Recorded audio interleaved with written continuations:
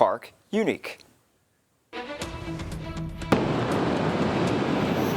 Everyone thinks about Texas as being a state with a coast, but we're actually a coastal state. Padre Island National Seashore is a bit quiet on Friday, but that's fitting since it was just named a top 10 under-the-radar beach in the U.S. The honor comes from The Independent, a publication in the United Kingdom. I think one of the amazing things about being recognized by another country is that we often take for granted what's in our own backyard. And we think, oh, this is just, one of 10 national seashores in the country, or that's just Padre Island. But in reality, these are very special, unique places. I spoke with families from Washington and Minnesota visiting the park, and with this recognition, Public Information Officer Kelly Taylor believes more international visitors may venture to South Texas. A lot of times we are the destination, so they are coming specifically to see us. And sometimes we do have people who are in town because they're in town for a conference or they're visiting family or things like that. So what are they coming to see? The article boasts about the 66 miles of exploration. The ability for water activities and camping on the beach are big focal points, but also from the conservation aspect. Over 300 species of birds migrate through the park, as well as insects that migrate like monarch butterflies and dragonflies. Looking at it from other people's eyes, what's great about us is we have a tremendous night sky given our location. This is a fantastic place to come, of course, watch the sea turtles after they've hatched, make their way into the Gulf. A one-day pass into the national park is $10. For more information on access to the park, you can head to christv.com. Reporting at Pins, Aaron Hammy, Chris 6 News. Very, very nice there. So will it be beach weather for the weekend? If those looking for some sand and surf out there. Chief Meteorologist Dale Nelson is here with the first look at your forecast. Some nice waves out there, Dale. Yeah, the only problem with those waves, though, is that they cause a high rip current risk. But the waves are coming down, and that means the rip current risk is coming down, too. Here's the scenario for the weekend. There's no major weather systems around the Lone Star State, and that's why it's going to be a quiet weekend weather-wise, so a big thumbs up. Although it'll be mostly cloudy, there will be some sun tomorrow. East winds at just 5 to 10, 2 to 3 foot waves in the surf, so they'll be coming down, and as a result, the rip current risk will start to go away tomorrow. And there's your tide times, and the seawater temperature is a little bit chilly. Not as windy tomorrow overall. Windy again on Sunday. Warm over the weekend with high temperatures here in Corpus Christi in the 80s. Hot early next week as we go into the 90s. And then rain and thunderstorms are possible Thursday and Friday. But I think that's going to be west of the city in the western part of the Chris 6 viewing area. Tomorrow specifically, 69 and 86 and warm. More sun and windy on Sunday, but 87. Notice the winds pick up.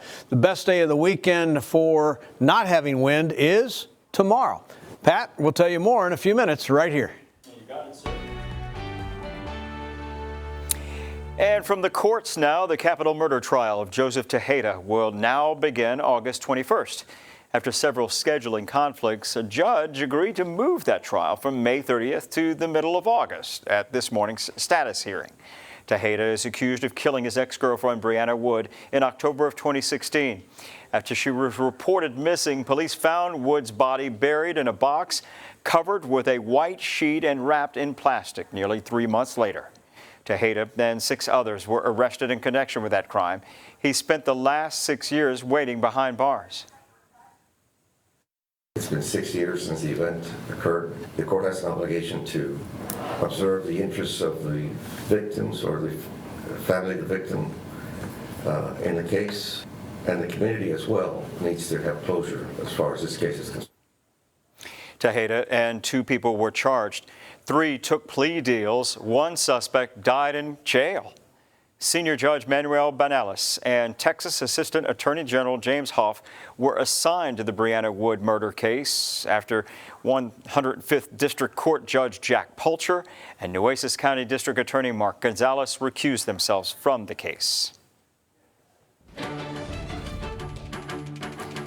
Former President Donald Trump was initially asked by a Manhattan District Attorney's office to surrender Friday, according to Trump's attorney. But he said that more time was needed for the Secret Service detail that provides Trump protection as a former president to prepare for that potentially volatile moment. Thursday's historic indictment marks the first time in U.S. history that a current or former president has faced criminal charges. Mike Valerio is in New York for preps for Tuesday's surrender and the security plan rehearsal that's in motion. Well, good evening from New York, and today has been about figuring out the choreography for Tuesday, how the former president will get in and out of this building, how he will be treated inside as the city prepares for this historic arraignment on Tuesday. Will we be hearing from you today? Manhattan District Attorney Alvin Bragg arriving to work Friday morning under heavy security. Law enforcement sources say Bragg's office will meet with the Secret Service and New York City Police on Friday. The walkthrough today is to make sure that everybody's on the same page. Court officers, NYPD, and the Secret Service detail that protects Donald Trump still. Trump denies any wrongdoing and took to Truth Social Friday, calling the case a witch hunt. Donald Trump's lawyer is preparing for a voluntary surrender and arraignment Tuesday. We'll go in there and we'll proceed to see a judge at some point, plead not guilty, start talking about filing motions, which we will do immediately. Some supporters gathered Friday outside of Trump's Mar-a-Lago, Florida home. That state's governor, Ron DeSantis, saying Thursday he won't assist authorities if it comes down to an extradition. Well done, Governor DeSantis. This is a battleground issue for so many individuals. This is nothing short of a political prosecution being affected by a Manhattan DA who literally campaigned on bringing charges against one particular American. Everyone who is out there talking about this being a political case or a witch hunt are going to be sorry when they actually read the substance of what these prosecutors have developed in several criminal charges. President Joe Biden steering clear of it all for now. I'm not going to talk about something. And over the past few days, it's been an open question of what exactly we would see, how much of the proceedings we would witness as soon as the former president enters the criminal courthouse. Well, according to one source who is familiar with the planning for Tuesday, there will be media cameras in one of the hallways that President Trump passes through on his way to the courtroom. That's our latest here in Lower Manhattan. I'm Mike Valerio. Back to you. Trump's attorney, Joe Capino, told news outlets Friday there's no chance that his client will take a plea deal should one be offered. Putting their best foot forward for a good cause. How all this dancing is helping some very special children. It was one of our biggest dreams. It was one of my biggest dreams to come here finally and visit Selena's memorial. In the anniversary of her tragic death, how people were remembering Tejano superstar Selena.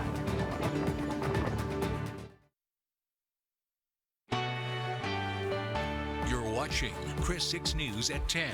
Welcome back. The Veterans Service Office in Clayburgh County is showing off its newest vehicle, and it's even customized. With all of the installments of the military, so it could look nice and they can take the veterans to their appointments.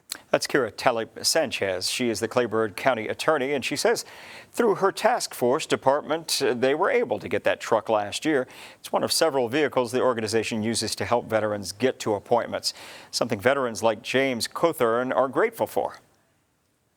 It's good because it alleviates pressure we get from many veterans having the appointment on the same day. To their wherever they need to go, and then he'll bring them right back to their home. If you are a veteran in the Clayburgh County area and you need some help getting to your VA appointments, you can reach out to Clayburgh County Veterans Service Officer Arturo Pecos at that number you see on your screen right there, 361-595-8552. Today we celebrate a veteran and civil rights activist, Cesar Chavez. He helped get the farm workers movement started. In the late 1960s and 1970s, Chavez, among other farm workers and activists, began the farm workers movement to help better conditions for those working in the fields at that time. Today is a day to remember the fight for equality by several activists, including Chavez. Chavez represented, and his organization represented a lucha, a movement that we can be part of. So for me, it was the first time that as a migrant farm worker, we felt a part, inclusion as part of something bigger.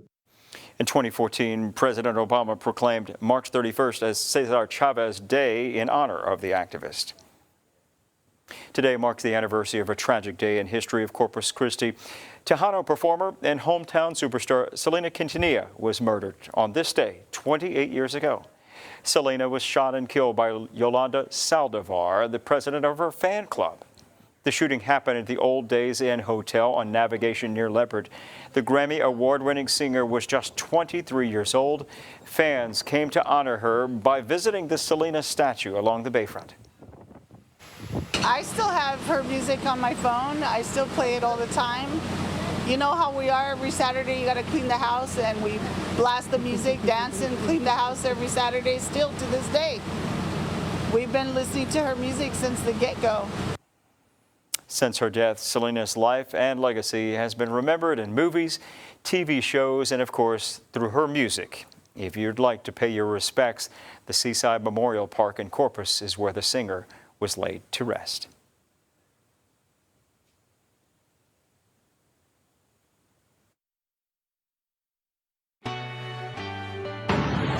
Oh, man. 6 News at 10. Oh man, he says, and that really does say it all. That's a large tornado right there passing by Ollie, Iowa. It is one of a series of tornadoes that broke out this afternoon in the middle part of the country. Now take a look at this devastation in Little Rock, Arkansas. Oh my. Drone video showing damage at the Colony West Shopping Center. No word yet on any casualties or the full extent of the damage caused by these storms, man. Chief Meteorologist Dale Nelson joining us right now. Dale, just some heartbreaking images out there. Shifting to our weekend weather here in the coastal bend, what does it look like? Nothing like that at all. It's going to be quiet compared to that or anything else, really. And you really hate to see that. It looked like the path of that Little Rock tornado was about a quarter of a mile wide, which is unbelievable. But the damage is still being added up there.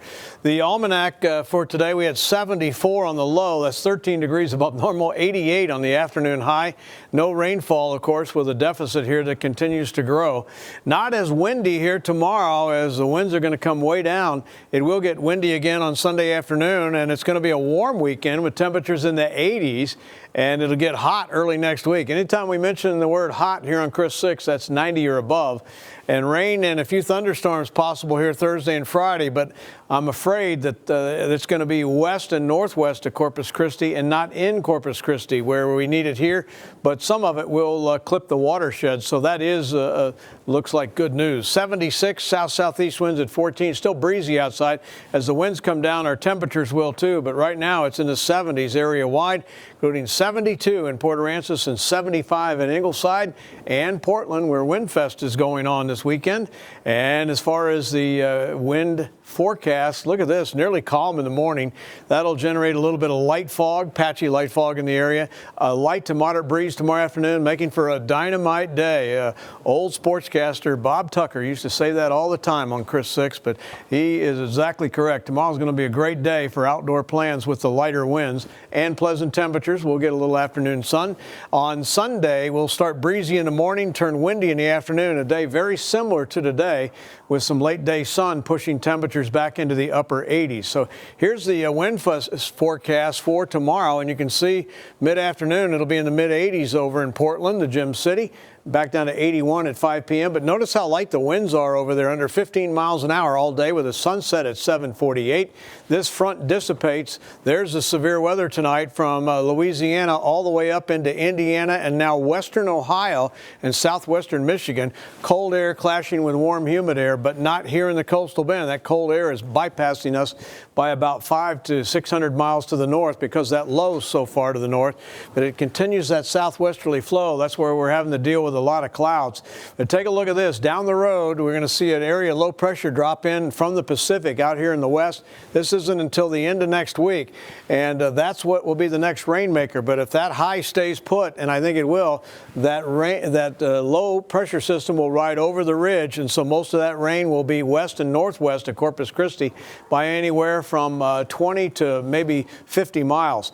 But the long-range forecast, 8 to 14 days out for the middle of April there, shows wetter than normal here, so we're holding out hope that that comes to fruition the end of next week and beyond. So here we go with the future tracker. Morning clouds, some afternoon sunshine, and then on Sunday we'll see the same thing, lots of clouds in the morning, and then the sun slowly eroding the cloud deck away and delivering the sun.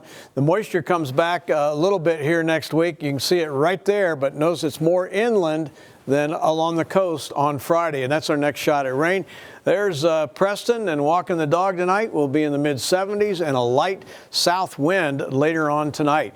7-day forecast has 86 tomorrow, 89 and very warm again for Palm Sunday, and 91 here Monday and Tuesday, 85 Wednesday, isolated showers and a weak front here Thursday and Friday of next week, but only isolated. I wouldn't get your hopes up here in town for too much rain out of that. We'll talk about some flowers and some other things later in the show, but for now, let's go to break, and we'll be back in just a minute. You're watching Chris 6 News at 10. Well, music students from across Texas got to show off their skills at Texas A&M Kingsville today.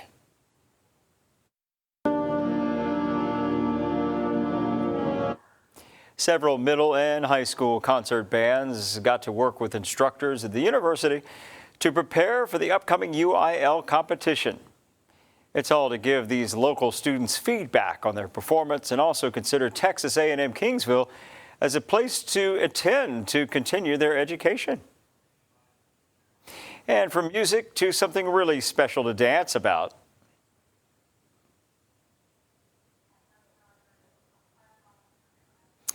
There they are. Okay, well, these students over at Texas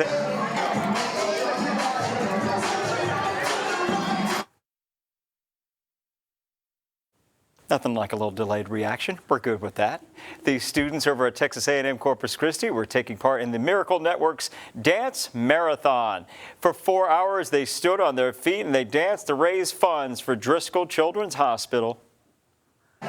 We service children's all throughout South Texas, and so this is a really fun way to get not only